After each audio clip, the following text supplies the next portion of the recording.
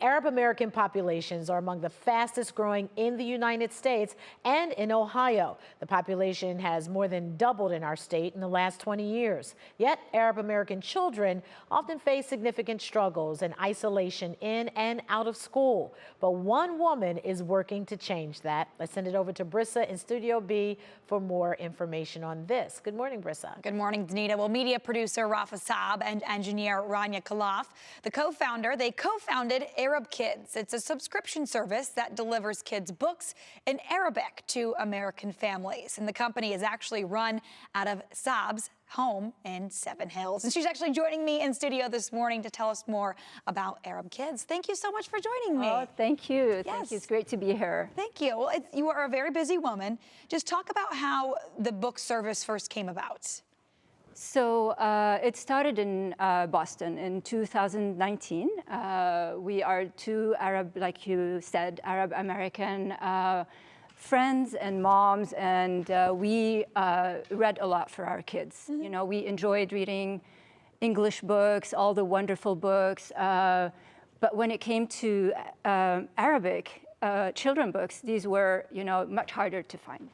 And for us, it was important because we wanted our kids to be Americans, but we also wanted them to hold on to, Arabic language and culture and not forget about it. And children books is, a great tool for that. So the idea started, it's difficult to find. There's very little in the market of quality books, because usually when we think of Arabic kids books, some parents tend to think they are, poor quality. The stories are not interesting. Yeah. So we decided to curate them and bring the best to families' homes. So it's a subscription service where they visit our website, and they, depending on their kids' age, they subscribe, and then they start receiving one box each month with one curated book. Usually they're themed. So like for Halloween, we send monsters and ghouls, and then we and then it keeps monthly. Okay. And they cancel when they've had enough. So are you writing like one book a month essentially? We're hoping maybe someday. Okay. For now, we curate them from the Arab world and Europe. We work with the best publishers. We have to review them very carefully, and as much as you think this might be easy, like these books are not like easy to find. Like you can't find them on Amazon or. It's just through the subscription service. Most of them, there's online bookstores as well that are doing good jobs, but sometimes it's just difficult for parents to know really which books are worth their time and their child's time. So that's what we help them do. We just want to, when you can't find good Arabic resources, and when you don't hear good stories, it's difficult for parents to keep up with the language and culture, right? Yeah. So a lot of them kind of give up, and we just want to make it easier for them by sending them those cheerful, boxes. And they're beautiful, they're colorful. You can tell they're children's books for sure. So what have you observed about the Arab culture here in Ohio and in America? And what have I, in general, like you say, like Americans' view of...